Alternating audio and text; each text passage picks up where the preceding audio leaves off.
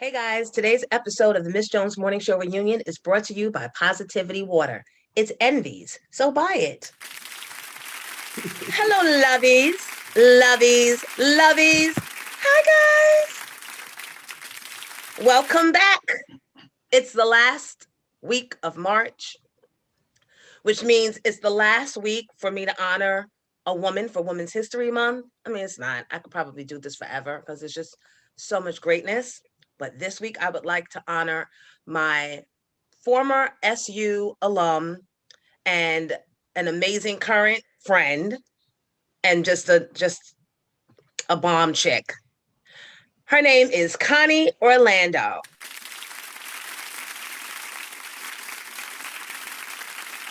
Connie is an award-winning media executive who is now executive vice president and head of original programming over at BET, which is a Viacom company. Connie also leads the BET News Department and sees many of the critically acclaimed specials. She's just a boss over there. She's come a long way. And I told you, we went to Syracuse together, so there's many, many secrets to share. Remember Jones Beach? Anyway, Connie, congratulations. Keep on keeping on, sister. You are a Jonesy legend. Ladies and gentlemen, kings and queens, welcome to episode 9 of the Miss Jones Morning Show Reunion. Yeah. Let's go. Yes. And don't ask me nothing about Jones Beach. Come a long way, Connie, a long way. So, I have to start this show by saluting Michael Shawn. Michael Shawn is coming off of a weekend debut of his one-man show entitled Mike Shawn Relapse Again. It's on YouTube, Mike Shawn Relapse Again. I am pleading with you guys to watch this one-man show. It is it's the best programming I've seen in many, many years. And I'm not just saying it because I don't know that Mike. He talks about his journey and his battle with addiction. And for all the years we worked together, probably close to 20 or maybe a little more, I never knew. So for that alone, guys, you have to watch it because we live around and work alongside people that may have battles of their own and we don't recognize and we're not paying attention. And then 20 years later, niggas trying to come out with a one-man show to take over your shine when it's supposed to be all about your reunion and your flowers and your comeback. No, easy, wait. Yo, chill. She can't help it. I hate you and I love you at the same time. It's cute. It's cute though. It's cute. He But got it actually a is. little clip. It's a little clip I'm we not. got Jay, will you stop? You are the worst, like husband in the bed. You just rush shit along. I'm trying to climax and build up, dude. Oh my Easy. God, It was the climax. Get ready. Easy. When I tell you this show, Mike Shawn Relapse Again, is the best watch I've seen. It took me to wonderment. Then it took me to tears. Then it made me question, like I'm in my house wondering if there's cameras because I'm like, I feel funny about pouring this drink.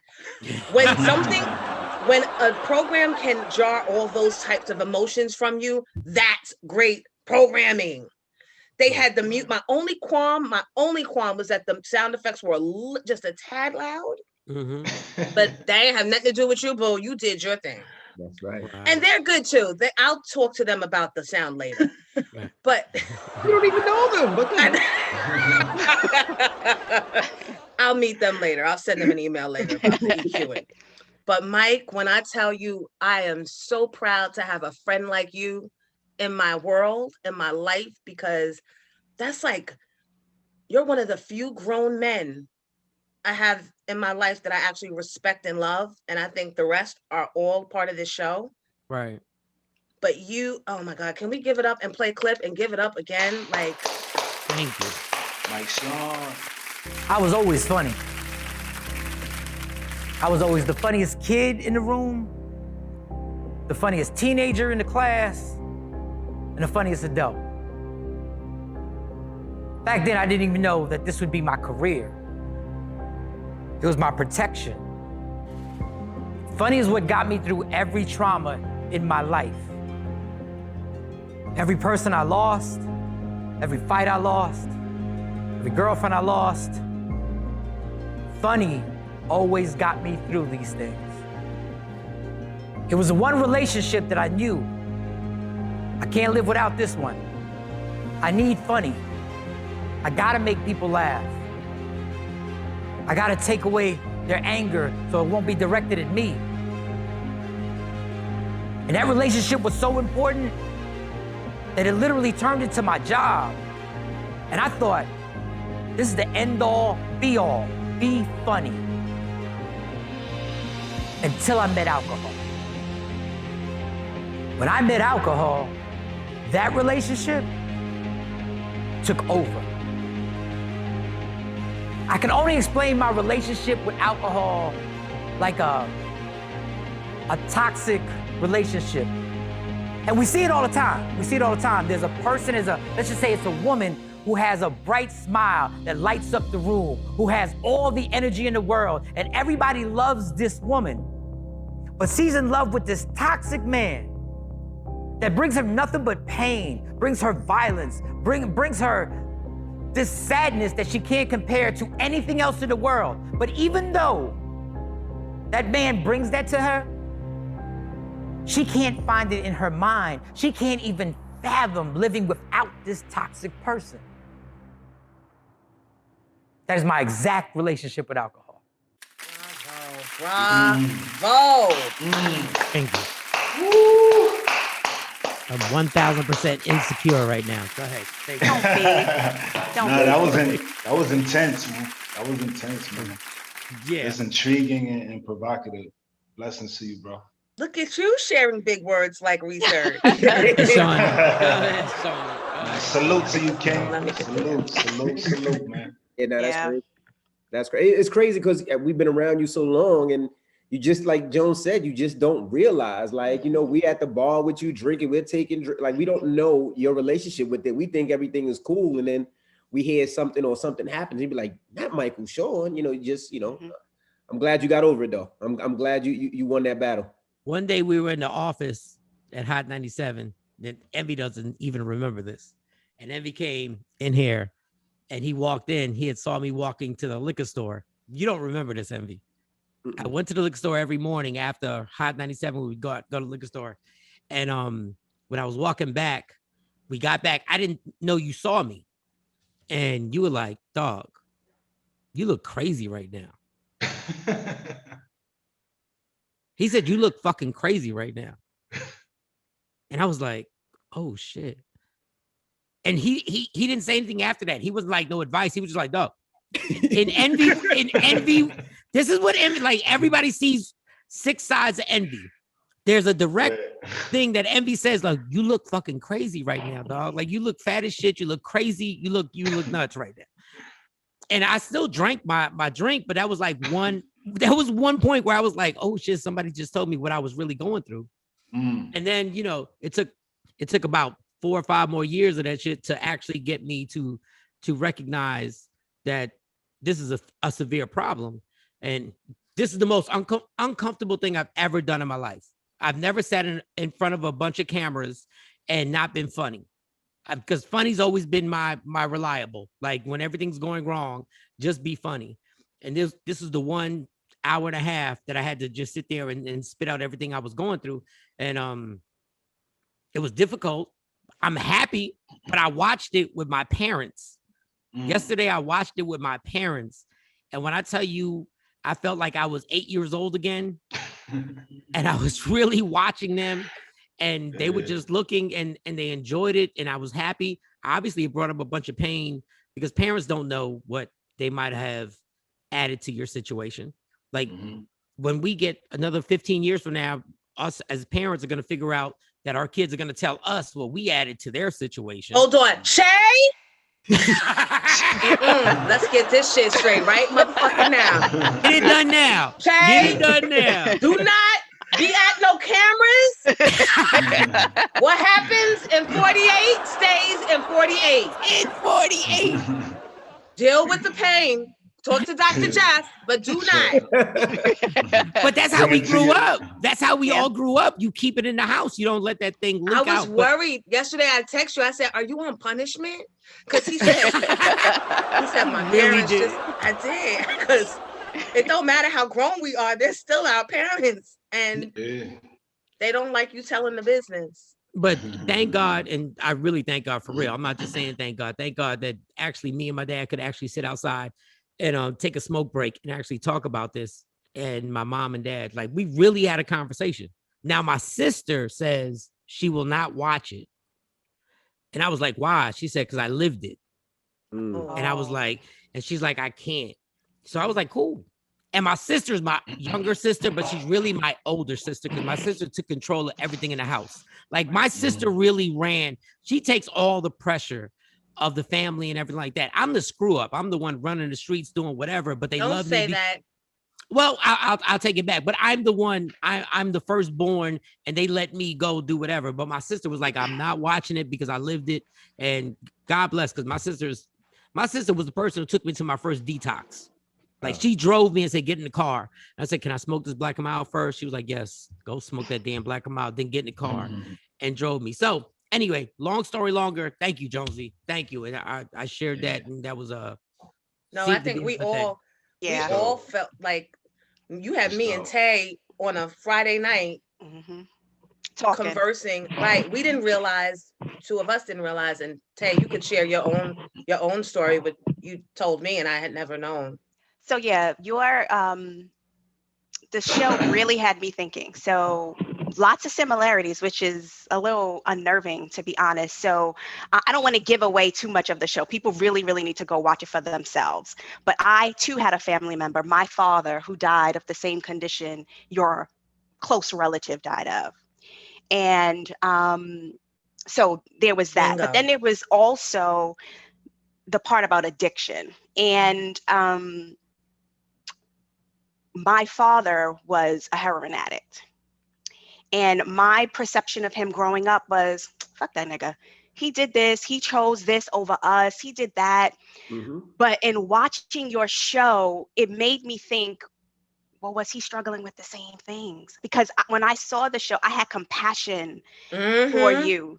My heart ached for you. And with all that you go through and you talk about, like, how could anyone expect you not to have an addiction? And so it really, really slowed me down and had me think about, well, what was my own father going through?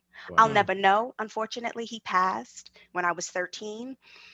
But when I tell you the show resonated, it resonated, and people have to watch it. And if you don't think you have an issue with the addiction with a substance, take it right back to that relationship that Michael Shawn talked about.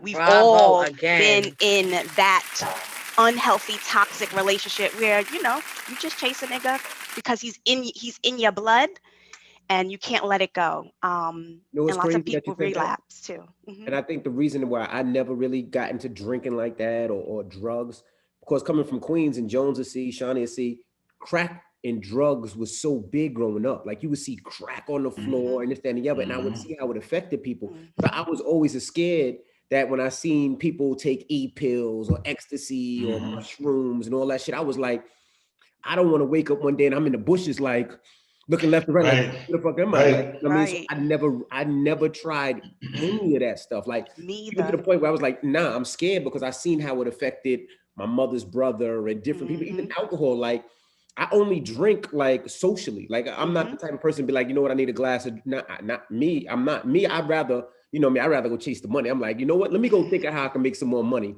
than to do any of that. Cause I was always fearful, but you don't realize when you're around people and they drinking, you might take one shot of tequila and they take 6, but you don't even think about it because you're out having a good time and you're fun. But then you're like, damn, he really drank a lot tonight. But you just don't think about it. You think about it as natural. And I just want to say, as a friend, I apologize for not seeing that earlier, because for me, you know, I kind of helped you. Like, I'm like, yo, let's go to the club, let's go to the strip club, let's go, you know. And you know, we went to the bar, played, you know. So as a friend, I the gay bar even. All right, Jonesy, slow down, slow down. What a friend indeed. Oh, God. Somebody give me a drink to relapse. Somebody give me it wasn't. No. But in all seriousness, like when Jay Black has said that, you just said what you said. It's not your fault.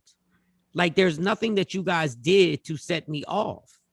It was already innate in me. My problem was already my problem. And there's no way for people around you to understand, like right. You can't stop doing what you're doing. Yeah. Like, my job is to deal with my personal problems. That's like if you got an anger problem and we're watching boxing. I don't know you have an anger problem.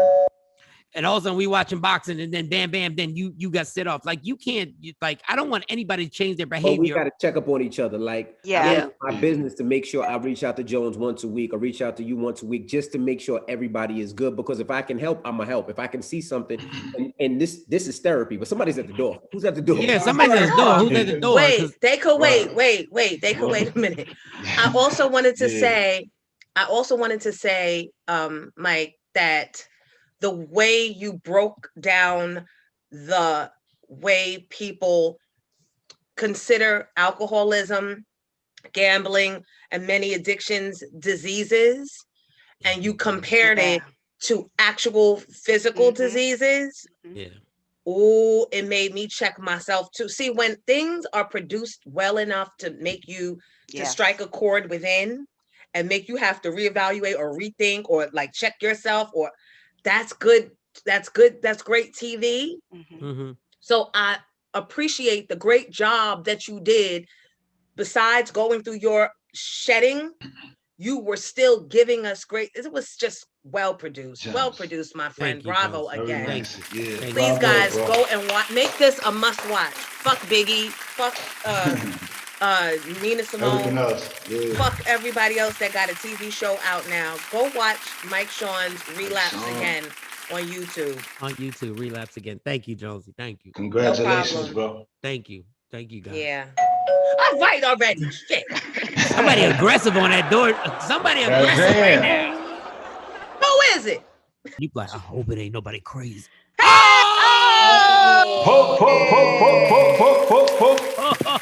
Yeah, the whole gang is back. Wow. What's up, E? Ladies and gentlemen, welcome Maino. Hustle hard. I heard you leaning on my doorbell. I was like, wow. Yeah, I was just talking about y'all yesterday, Mike Shawn. Wow. You know what? Like, I was just talking about y'all yesterday, and I was just like, about when I first was coming up, how y'all like really like held me down, how I would come up to the show and stuff like that. That was like one of the first looks. Like, you know, Envy had the mornings, and he had, you know, late nights on Sundays. Man, how y'all been? What's up, Shani? What up? What up, Maino? What up? Maino, we were talking about you last week. We was telling everybody that you were coming, and we also had the same memories because Envy was saying how you used to terrorize everybody. Stop it, Envy. We changed. You tell I'm different. He did say that too. Different. He said that too. He said, but we different now. But at the beginning, Envy said you were a little rough around the edges, but that y'all wound up hanging out together and like actually like becoming friends. Yeah, definitely. That's my guy. Yeah, first what I would say, when Maino came home, Maino was he was asking DJs aggressively to play his music. It's a nice way to put it. Asking DJs aggressively, and then if they didn't, it was a problem. And at first I was like, nah, I'm not playing your music. And me and Maino kind of got into it. And then we had close friends that was like, no, y'all will be good together. And me and Maino just became friends to the point where when you go out with Maino, you never know what to expect. Like, there's been so many times where good nice. I'm light skinned. Maino be like, yo, E. And I knew I'm taking off my jewelry, putting it in my pocket because we were about to fight. Like, Maino was to the point where I remember one time in specific, and I can say it now because y'all are cool now, right? Because I asked you the other day. We're at this club and Maino's beefing with Jim Jones, right? And Jim Jones has about 20 niggas in the club. Yeah, it was rough. Me, Maino, and E. 3 of us, and it's about 30. And they staring back and forth. And Maino was like, yo, it's about to go down. So we I take my jewelry, I put it in my pocket. And Maino acts like he has a gun in his pocket. Does not have one. Now, Jim Jones got about 20 niggas on the side. Maino acts like he got it in the pocket. What y'all want to do? He's like, you got the hammer? He's like, nah, we just fake it. Just fake it. Maino had me faking it. I'm faking it like I got a gun. To the point, but thank God nothing happened. And I'm glad you guys are friends now. But Maino, there's many stories like that. Many stories. Stop it, E. We didn't change, man. We out here wearing button ups. You know what I mean? We out here letting our chest show a little bit. You know, we out here Eating good. business. That was a fond memory of you though. When you used to come up, I used to look forward to the hand of God. The hand of God. Mike Shawn, wow.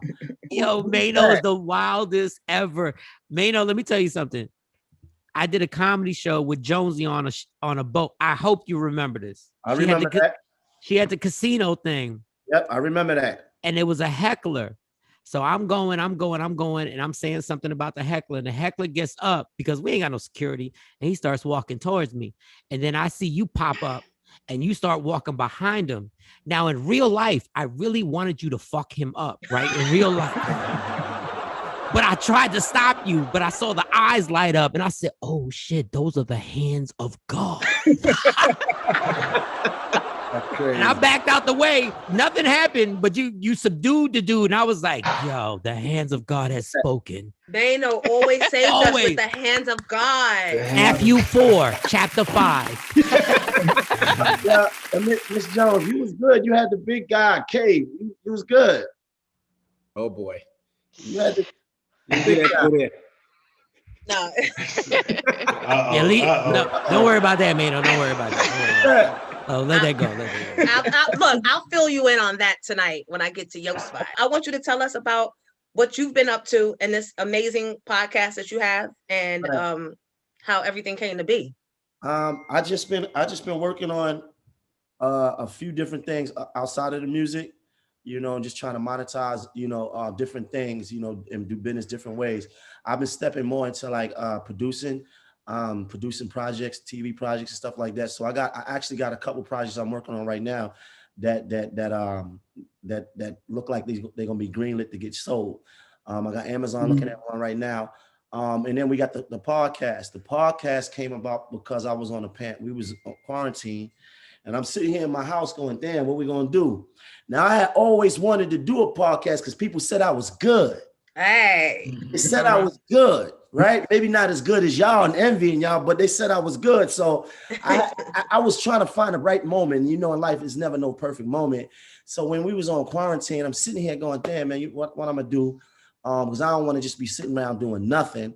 You know, I was working on my book, and then I was, you know, I had got some equipment. And I learned how to engineer myself. Oh. So I started recording myself, yeah. And then I was like, you know what? I'm gonna get all the equipment, and I'm gonna shoot the podcast right here. You know, we're gonna shoot it in the kitchen. We hang out in the kitchen anyway. Call it Kitchen Talk, and we're gonna learn as we go. And you know, and that's what I did, and everything is starting to fall in place. And fall in place it is. Yeah. Yeah. Who's been your like your biggest or your most favorite guest thus far? Mr. C, gotta be Mr. Yeah. C. We had a lot. I had my brother Jim Jones up here, man. That was a dope interview, you know, because we got to really talk about our journey and how we got to be really close and stuff like that. That was dope for me because it was really personal. But everybody know that Mr. C, that put us on the map because Mr. C. Now, what people don't understand is that I had told Mr. C, I was like, yo, listen, you know, when you come up, I'm gonna want to be able to talk about everything. We're gonna be able to have to talk about the elephant in the room. Like, you know, we definitely want to talk about the Biggie, you know, the Kane and your influence on hip hop, but at the same time, we need to be able to talk about, you know, the stuff. And he was like, yeah, man, it's all good. But what I didn't anticipate was the way that he was going to answer. Yo, your facial expressions were everything. No, I thought we was gonna have like a moment, like it was gonna be deep. I thought I was gonna get onto my Oprah, you know what I'm saying? I thought it was gonna be like, so C, and I thought it was gonna get deep, but C handled it like a whole different way, and I was caught off guard. but it was dope because, you know, it put things in perspective. It went viral. We put us on the map, and we here rocking. And see, this is all right, Maino, because I'm gonna fight you now. Fight me. Because yeah, not really, but Mr. C came out on my thing the night before. So that whole Mr. C viral thing was supposed to be me because he came on my IG because I was talking to Queen Flip about Wendy and Kevin trying to have me murdered. And somebody tagged Mr. C and he came on my IG and was like, y'all still talking about that? Jonesy, you got to understand, when I was messing with the trannies and running around crazy in the transsexuals. Yeah, you can't say trannies. Yeah. Oh, sorry. Oh, sorry. Yeah, I just got. Listen, I got the I was gonna lesson. ask, did you get a lot He of scolded you. flack? He scolded you. Yeah, you can't say that. I didn't know that. I just, you know, I didn't know it See, was. But okay, all right. Let it go, Jones. Let it go. Like, Let it okay, go. thank Let it you, go. Mike, because you Let it know I go. was about Let to it go. start a little I know. campaign against. Yes, I know. Let it go. Don't start. Yep, Don't go start. Maino, did you get a lot of flack for that? Because you were saying all types of terms. I said all but types of stuff. But I don't know if you heard me, but I was like, the thing about it, I was like, Maino don't know. He's not. Nobody knows. Right. So I'm like, if you don't explain it to him, he doesn't know what to say. I'm like myself, I don't know that. And you could say one term for somebody and they're cool with it. And then one term, they're upset with it. I was like, he doesn't know. Nobody knows. Yeah, I really didn't know that tranny was like a derogatory word. And then like a lot of people called me. They even told me, they was like, even saying gay is starting to Yeah, be fuck all that. Enough. I was like, yo, Really? like they so sensitive though, like as far as like with the wording, and they expect you to know. I'm not in that lifestyle. I don't know. Like I don't really have a network of friends that's in that lifestyle that talk to me about that. So this was the first time that I was really even having a conversation like that. So and the thing is, I feel like I was looking at a couple comments. They was going at him a lot for basically saying that a tranny is a man dressed up as a woman, because they feel like they all women. It gets a little deep, and I didn't realize it. So I mean, it is what it is. It's like the ultimate game of Scrabble. Well, Like- look, in that instance, then I'm glad you got it first. I'm glad you. Because I'd have been over before. I'd have been over before I began. But yeah, he came on my IG live and spilled that whole thing. And then he said Wendy exposed him, and he knew it was really Kevin. And he was like, but I'm free. I've like lost so much weight because it's out there now and I'm free. But did you feel uncomfortable with the way he was touching on you while he was talking? No, not at all. I know C 15, 20 years. That didn't bother me at all. And we've been in many conversations, like, you know, C from my hood. I grew up watching C, like that didn't bother me. And then honestly speaking, I was so caught up by what he was saying. When he said trisexual, that really that hit me hard. I never heard that word in my life. And he was touching my shoulder. That didn't bother me at all. Like I talk to men, and sometimes they, yo, what up, homie? Like that ain't because you know why I ask? If that had been a woman, he'd be being brought up on charges. Because touching my shoulder, that it's all really sensitive right now. Like just like we didn't know the correct terminologies. Right. Now you got to watch out. Like Envy was saying, if you compliment a woman, if you touch a woman, you're done. Yeah, we live in a very sensitive time, but I definitely wasn't feeling offended by that, because I mean, he touched my shoulder. It wasn't like he was meaning that in a funny type of way, and I didn't take it that type of way. It's somebody that I know, that I got history with, of having conversations with. So I definitely didn't feel no kind of way towards that. I think more people took that the wrong way. You know why? Because of what he was talking about. Yeah, it was what he was talking about, definitely. But honestly speaking, that's what I was transfixed on that. I never heard the word trisexual. That messed me up. I was so caught up and stuck on that I didn't even realize, like, that didn't even bother me at all. You know what I mean? So it was. But is that a real term? Because I think it sounded like he was just it sounded like he was just making fun at the time, because he was asked by your co-host, do you consider yourself gay, right? And it was just kind of like a play on words. But I don't think trisexual is a real. Yeah, I was confused with that, and I see Maino was confused with it too. And I think Mr. C still doesn't know the terminology that he wants, because even when you was like, so let me get this straight, you like getting top from a man dressed like a woman, and he was like, let me break it down. And I know you was confused, because I was kind of confused to the point, you know. Because I didn't understand, like, if you like a man that looks like a woman, or why not just get a woman? That looks like a man. And we've got the top 5 choices right now. No, I'm kidding. When I Google trisexual, what comes up is a person who is willing to try almost anything sexual. And Trick Daddy started that term years ago. Is that really in a dictionary? Like they just make up stuff now. I just can't even trust dictionaries now or Google. Is that a real dictionary? Yeah. It's Wikipedia. That's what comes up. So so maybe urban slang has transitioned into an actual term. That's the problem with the world now. Too many words. But I do have this question, and I would never ask.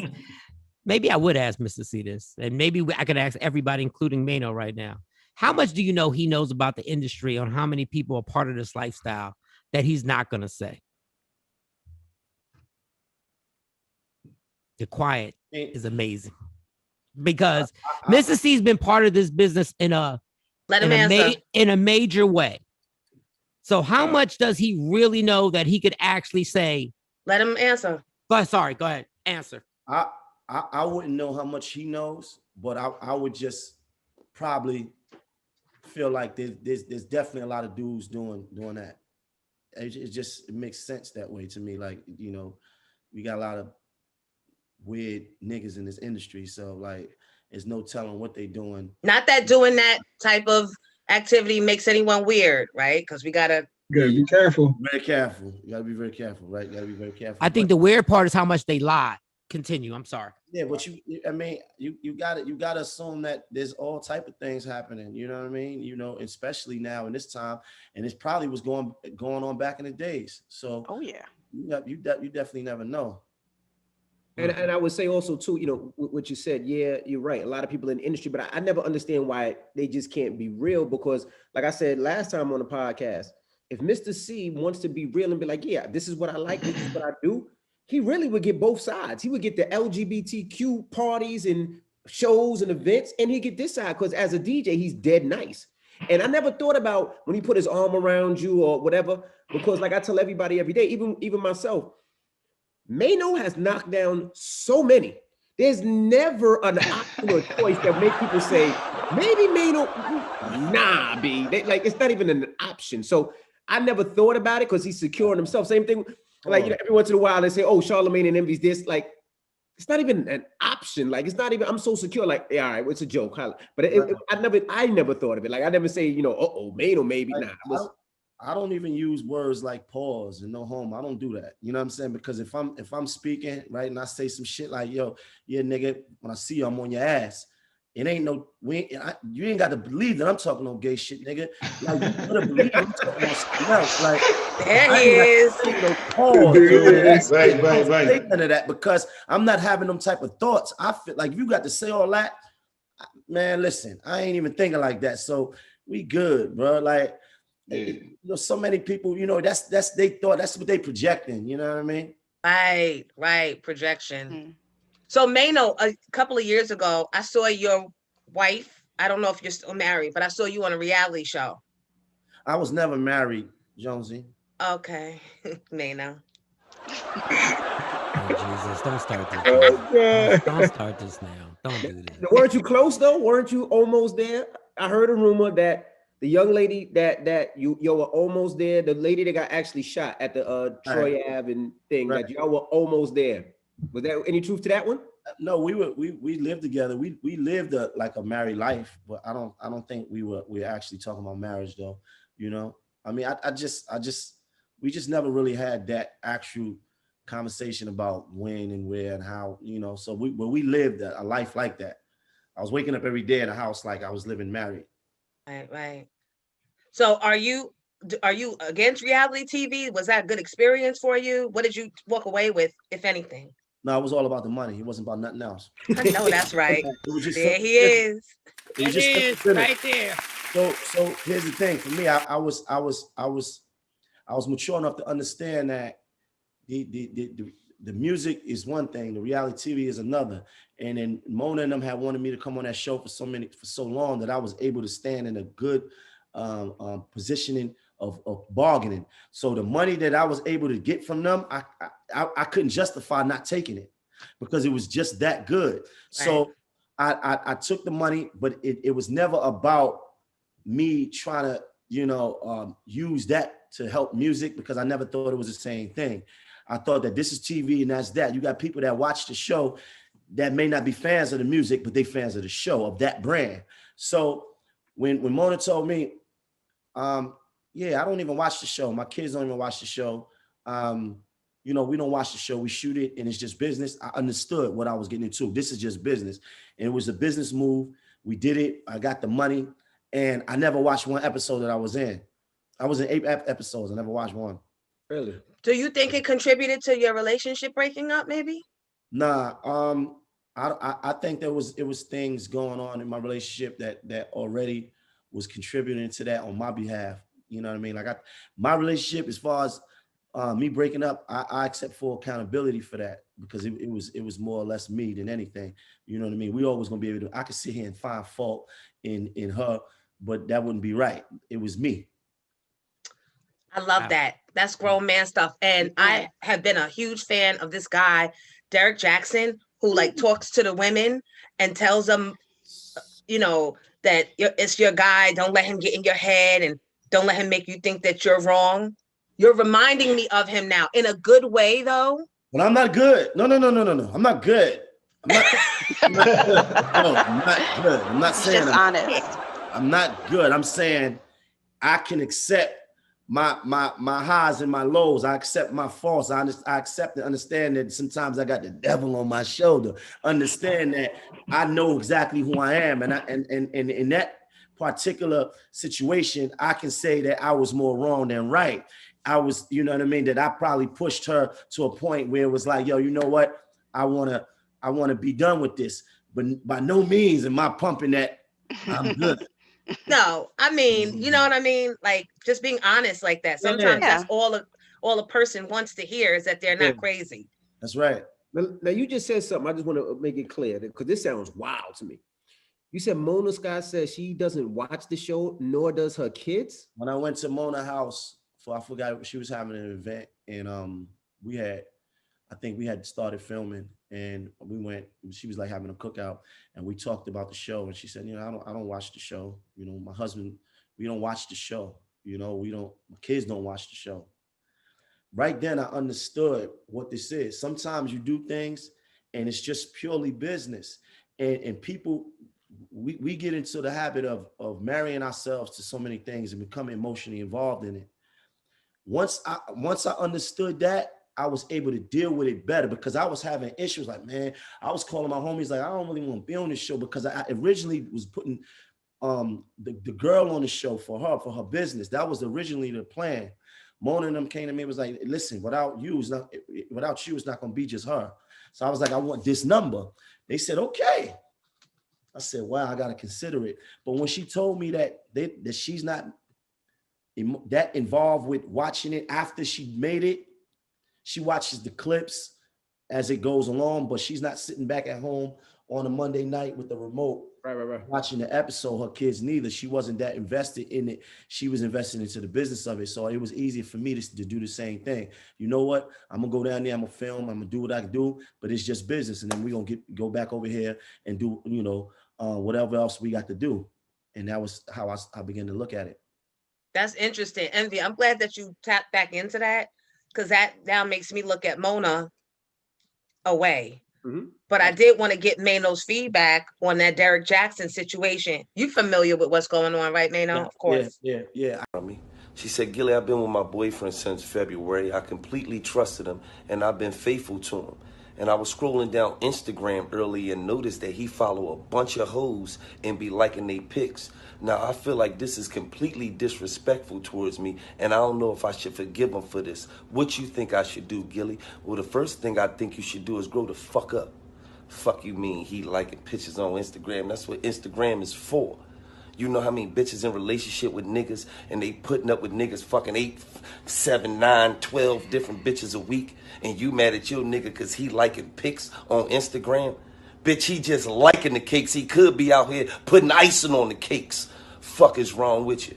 He like a bitch picture who live in Sweden and you mad.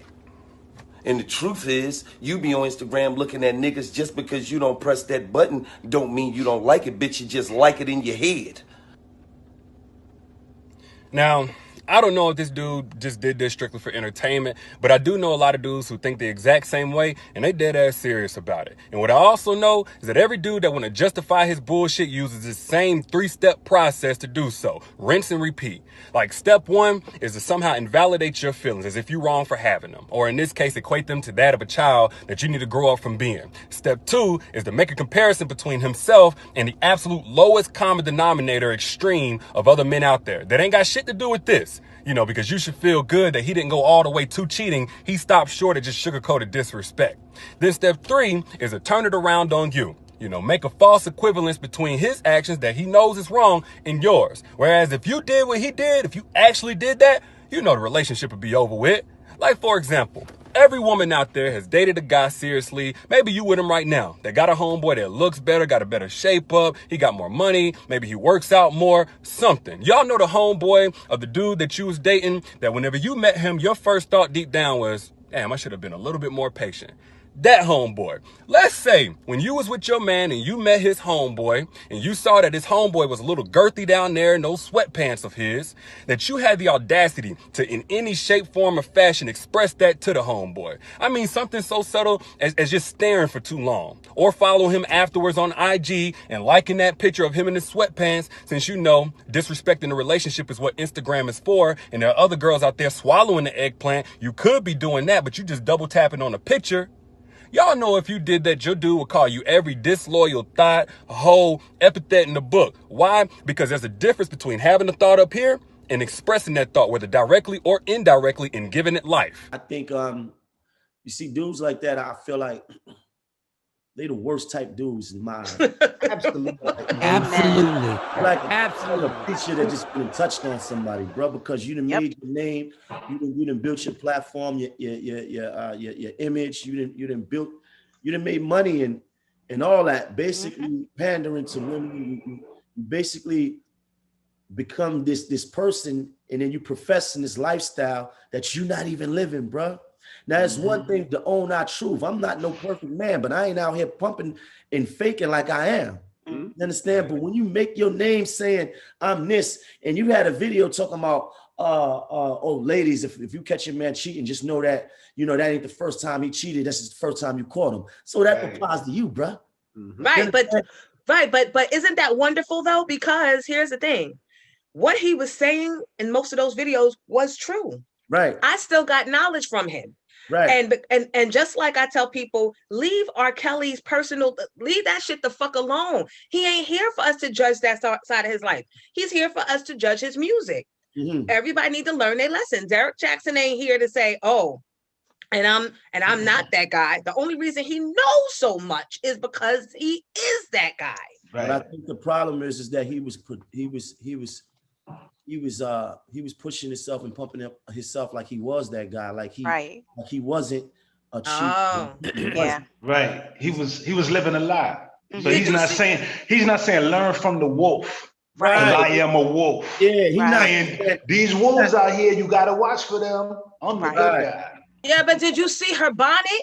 I'm kidding. That's a whole other story. That's a whole other podcast episode. Well, he probably broke up a lot of relationships lying like that. Like, oh, you shouldn't do that. And women might have believed him. And then he come back expecting his wife to stay. And it's like, every relationship is different. We've all done our dirt. We've all done things that weren't right in our relationship, but it's how we evolve. Like, I've never said I'm perfect. Like, I've done stupid shit and we worked on it, made it better. And I'm sure we've all have in our relationships, but nobody's perfect. When you start saying that perfect shit, I can't fuck with you.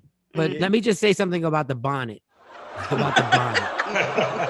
Let me say something about the bonnet. First of all, it was funny, but those two people ain't funny. I know y'all bamboozling. I know y'all getting us right now. That shit was a setup. Ain't no black woman wearing a bonnet and looking super regular when a man is sitting there saying I cheated on her. That was all a setup to monetize the whole situation. Why do you think they did that? Because they want to make money. Because a book just came out this week. But what is a bonnet? What is her appearance? How is that? Because the setup was, let me look you got to look crazy to get the response. You gotta look so regular to get the response. So all these black women can be like, bitch, how the fuck you got a bonnet on when he's saying he cheated on you? And it all worked because the thing escalated so crazy. And now she's sitting there talking about the bonnet wasn't a bonnet. It was a word from God. And this fatigue wasn't a fatigue. It was something from God. Like, she's in on the fix too. Y'all not funny. Like, I get it. And y'all won because they're gonna monetize this whole situation real crazy right now. But don't think that woman did that. That was a setup. She didn't do that on her own. Did he even really cheat then? Now you got me wondering about that. Oh, no, he did cheat. The doctor Yeah. from Atlanta said he did cheat. He did cheat. Yeah. Yeah, he did cheat. The mistresses have talked. And so now we trust mistresses. Dudes. Why you say that, Maino? Because they be like probably like sexual deviants and shit. She probably over there just wilding them up over there. Like, you telling your wife business to people in the street. Like, you just be like the worst type dudes. Like, and then you look down on everybody else. I see you like talking about dudes like Gilly is like vibrating low and all that. Nigga, you vibrating low. Like you setting yourself up to look perfect, but you ain't perfect, nigga. You just like everybody else. So had he said, ladies, this is the truth. Your man ain't doing this and your man ain't doing that because it ain't your fault. And I'm not going to say I'm perfect, but I'm just telling you what it is. Will we have been okay with him? But I'm saying, yes, more realistic. No. Yeah, you more realistic because what happens is that women start to look at him as being a standard. Like, that's the type of man that I would want, and a man like that. I've seen videos of women speaking that highly of him, like he was a role model for men. You ain't no role model, bro. So you built yourself up to be godly, but you really devilish. And the one thing I will say is once he went out there, pastor, once he tried to chop down that pastor and started killing him for cheating and everything like that, first of all, no real man is going to start judging another man for some fuck ups they did. Yeah, because in reality, you know, when you put that big ass mirror in your face, you ain't got no room to say shit. So you throwing rocks from a glass house, driving a glass car, got glass luggage going to the airport, and real dudes is like, I'm not saying shit because I've been in your shoes. That's a fact. Yeah. All right. Well. So listen, I'm coming on Maino's show. Look, I'm coming on Maino's show tonight. That's all I know. Yeah. That's all I know. I can't wait. Is your show live? Are we gonna be live? It ain't live, but it's gonna feel live though. We're gonna have fun. Whatever you want. It's nothing but love, big energy over here. And it's a family setting, baby. It's kitchen talk. We in the kitchen, we talking, pull up. I can't wait. I'm back with my Maino. Yeah. Maino, don't take advantage of this. I'm just happy. So this is like the whole gang is back. You got envy, man. Like Mike Shawn. And wait, and we even had Ebro until he caught COVID. Oh, but y'all not together though. No, he was. Came on the show a little later. Yep. Really? Episode 2. Check it out. Episode 2. Yep. And then after that, he got COVID. Hey, Jones, because we can edit this out. Can I ask one more question to Maino? Just one more. But if not, we can just ride out. We can ride out. You're good. That hand will come through that screen. I just want to I know. That's why I already flinched. I flinched. I'm a different individual, man. It's still in that soul, motherfuckers. Good. Okay, I just got one more, Maino, because like all the guys who are on there on Instagram, like you're one of the realists. Right. And everybody looks to you. And I just wanted to ask this question because you have this face and you have this persona that nothing has ever scared you. But has there ever been a situation that you've been in the streets that you had fear in your heart where you were like, oh shit, I think I stepped to somebody I shouldn't have. I shouldn't have gotten this. Well, I haven't been in the street in a long time. Oh, back in the day, Maino, back in the day. I haven't been excuse me. I haven't been active in the street in a long time. But yeah, I mean, fear comes with life.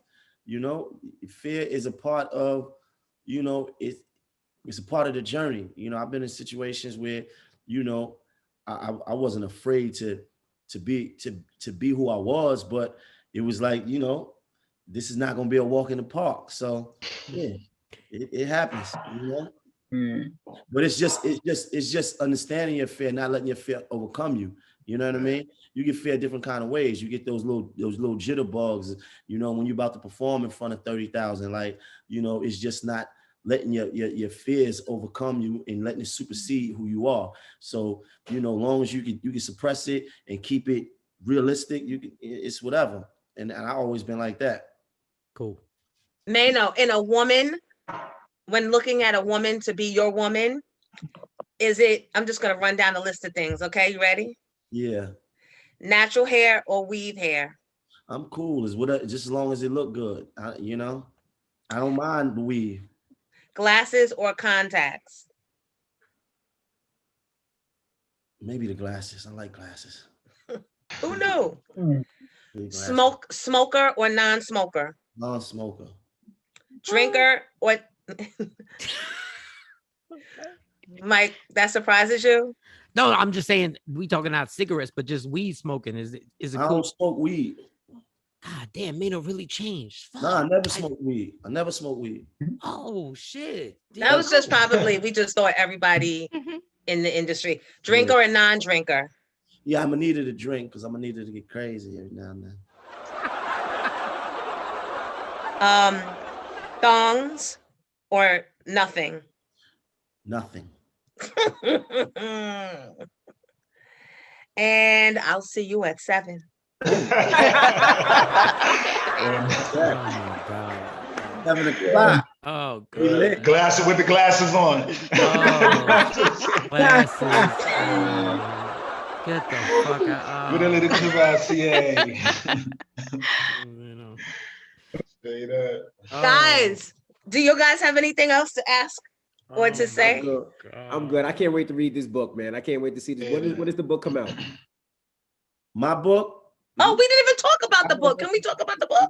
Yeah, I've been working on this book for so long, man, and it's just on me. Like, I gotta really focus. It's called The Art of Freedom, and the book is basically like, you know, some jewels. It's like self-help book for a lot of dudes coming out of prison that want to, you know, spin that corner and position themselves to be, you know, successful out here. And I feel like in order to be, you know, there's an art at being free. You know, we all got family members and we know people or friends or that just prison is a revolving door.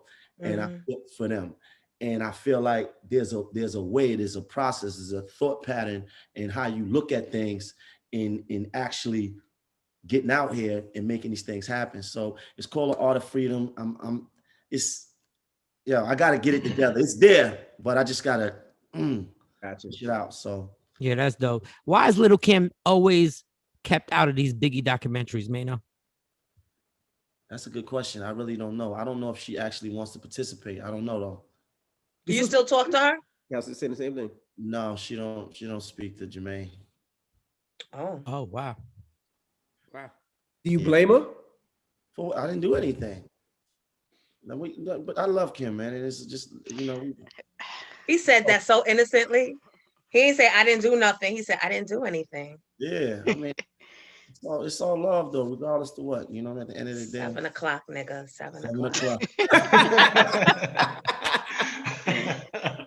Yeah, we gonna go up. I want to play catch the beat with Maino, but I don't know if I'm pushing it. Pushing what? What do y'all think? Do we play catch the beat with Maino? Sure, you can try it. Do it. Hey, let's make sure the songs are familiar to his family. Let's play. Yeah, let's play. All right.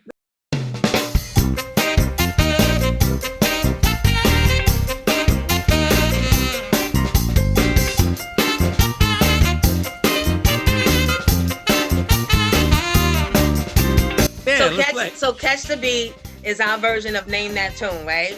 So I give you a description of the song or the person that made it, and starting from 8 and lower, you say I could catch that beat in 8 seconds, and then Envy or whomever you play against will say I could catch it in 7. Then you go, oh, I can catch it in 5. Oh, I can catch that beat. Okay, so this is before I hear the beat. Yes, I give before you hear it. You got to gamble early. So wait, so who you want to play against? It can't be me because I'm the DJ. I'm gonna have to play against Envy. Hey. You'll play against the DJ. All right. So this is he was considered a smoothed out bad boy in the 2000s. That's all I'm saying. I give shitty clues, man. You're gonna need an artist and title too. So yep. We don't know who he is. She gonna play it. You're about to play it. All right. How many seconds can you catch this beat, Emmy? Like I cooked it. I say 4. 4. Damn, Queens in the building. I'm gonna catch it in 3. All right, let's go. Let's get it. All right. I got it. That was too easy. Got it. Donnell Jones. I got it. Come on. Oh, you're wrong. You're wrong. That's wrong. Carl Thomas. Yo, fam. He's like, I got this. I got it. Donnell Jones. Envy, you didn't say the name of the song. You didn't say the name. I wish. I said I wish. Oh, you did. My bad. Hey, yo, you see how fast I jumped on that? I got it. I got another one. They came up with a whole my IG family, who we call I don't know what we're called, the Jonesy Stompers. They just want to fight anybody that's against me. And so last night I told them that you was coming on the show and I was going to ask you to play Catch the Beat. They came up with 3 songs for you. So the next one is classic R&B old school group. What? That's like thousands of groups. That's like thousands of. Hey, Jonesy, I love you, but you just gave a generic. You said cola. 8 or less. 8 or less. 8 or less. 8 or less. All right.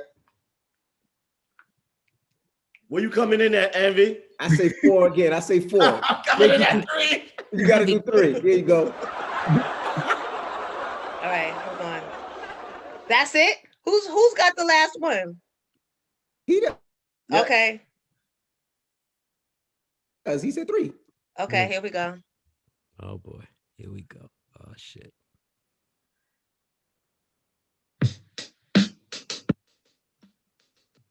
Stop it! That wasn't 3 seconds though. Here we go. You want 3 more? Oh yeah, I need 3 more too. I don't know what that is. Really? Notice. Oh yeah, I got that. Be careful. Be careful. It's not Ice Cube. It was a good day. I was about to say that. No. I'm just saying today was a good day. No.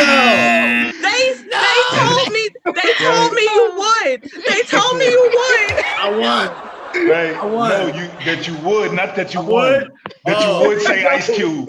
You would say Ice Cube. And it ain't Donnell Jones either. It ain't Donnell Jones. It ain't Donnell Jones either. They threw that up there. Damn. Envy, what is it? All I know is Ron Isley. Yeah. I don't know the name of the song. You said Footsteps in the Dark, Envy? Yeah. Yo, wow, that's amazing, Envy.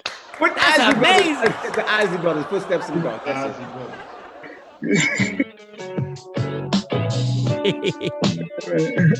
They said, "Oh my God!" Big shout out to DJ. Day. DJ So Lovely. She's a female DJ. She actually is DJing at a brunch today up in Teaneck, and she invited me, and I said, "I can't. I got Maino. I can't fuck with your brunch." No, but she said, "Put this on him." And I guarantee he gonna think it's Ice Cube. Yo, Maino knows anybody who used the sample. You don't know anybody who used Damn. I'm gonna give you out here right now. Damn. I'm gonna give you one more. I'm gonna give you one more. She told me to give you. All right. I don't even care how many beats. What's the hint? No hint. Okay. Then change the game in the middle.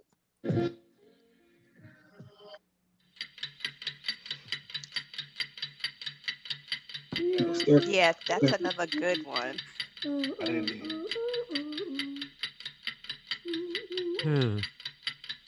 I'm not even playing. Can you play that beat one more time, please? I didn't hear it. Ooh, it's Mary J. Blige. That's a sample. It's the stylistics. Oh, damn, Jones ain't even let nobody guess. When I heard it, I was like, that's a tricky one because I know Jones ain't gonna play no Mary. So I'm like, what is it though?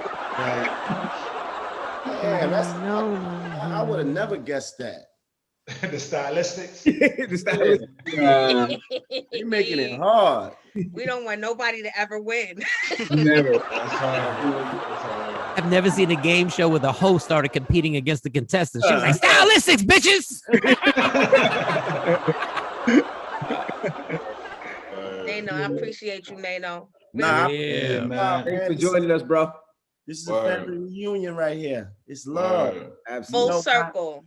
Yeah, when I think about me, trying to get on and me coming up, it was big for me because, I was telling somebody else that, Jones was a big deal in New York City and New York radio, man. Jones in the morning. And that was a big deal for me to be able to get on that platform because, the morning radio is the anchor of radio. And for me to be able to get on morning radio at that time, I wasn't signed yet. And it was a big deal, man, so thank you. Thank all y'all. Thank, for rocking with me because it was the beginning of my journey and we still here. Yep. Real talk. Appreciate you for coming on. Salute, brother. We've always appreciated you. You always brought laughter. You always brought integrity and honesty. And you have so many great stories. Like you are, oh my God, I could just sit and listen to you all the time. So it was mutual, but thank you. Thank you, man. And I'll see you at 7. I'll see you at 7. Love, man. Love. With my glasses. Maino. I'm Mayo. I'm Maino. Brooklyn. Respect. Wow. A lot of fun today. Yeah. Today was a good day. Can I Very good day. Before we get up out of here? Yeah. I just want to say I really dislike my mother, my father, Gia, and Miss Jones. And I'm going to tell you why. Oh, shit. I took the second shot of the vaccine. And those people that I just named were fine. I wasn't fine. Really? Neither was I. Neither was I. I was in bed with a fever, but I was cold. I was hot, but I was cold. My body was aching. I was sore. I couldn't sleep. Everybody else, Jones was like, no, nothing's wrong with me. My mother, nothing wrong. He was sitting there looking at me like this. I was fucked up. Like to the point where I'm fever, like hot, but my body's cold. I'm shivering. It was the craziest shit ever. How long did you feel like that? How long? Only one night. Moderna. I took the Moderna shot, but only one night. Body sore, all that. So the good thing, from what I'm understanding, is the people that are getting the sickest are the ones that have great immune systems, because your immune system is fighting. My shit is shot. I'm good with it. I am who I am. Don't feel bad, MV. I got mine on Tuesday, and I wasn't good until Thursday. The chills, the fever, the body aches, the stomach discomfort. I was down for 2 days. And that's what y'all get for doing crunches and riding bikes and trying to eat vegetables healthy, and all that shit. eating healthy and doing all the right vegans things. and shit. Yeah. Finally, look, I was in bed like this. I was like, and Jones is with Queens Flip right now. us deplorables got one up on you this go round. Yeah, that vaccine knocked on Jones's immune system. He was like, hey, how you doing? Come the fuck in. Yeah, come on in. Like, we're good. For a glass. I'm glad y'all got through it though. You and Tay both. Y'all was out. I didn't even know Envy. Yeah, I was out one full night. Fucked up. But at least now I don't have to worry about you when you out there reckless running in them Atlanta streets. You're right. All day. Yep. Good now. Yep, absolutely. And Envy mentioned Queens Flip. Jones, you got a show debuting with Queens Flip coming up? I sure do. So Queens Flip and I did a deal, and we have a show called Me and Miss Jones. Okay. I call it The King and I, right? But it's the same show. And it starts April 8th at 8 p.m. on YouTube Live. Good. Oh. We had to keep it in Queens. We had to keep it in Queens. Come on now. Hey, can you answer one question about the Queens? Y'all always say Queens get the money. Where did that come from? Why? Where does that Queens get the money? Why do you have to say that after Queens every time? My beat.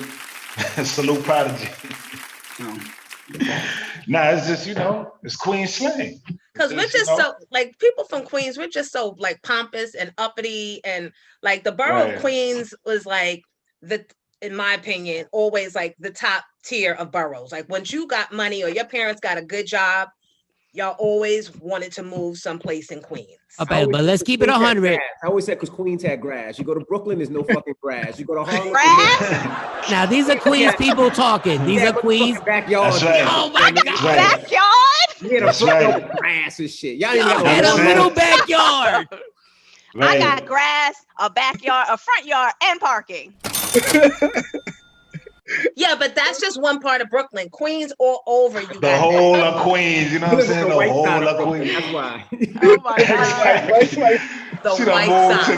to the right. Moved to the white side of Brooklyn. Yo, y'all got the By her smallest grass. lawns in the world, in the history of the world, and y'all motherfuckers is talking about grass. Shut the fuck no, like Make sure you watch, please, guys. Go to YouTube and watch Mike Shawn Relapse Yes, again. Yes, yes, yes. Thank you. Once again, it's a great show. It's a great experience. Make sure you are a part of it. And you guys, I love you so much. I thank you for coming every week. And hopefully, God willing, I'll see y'all next week. Right on.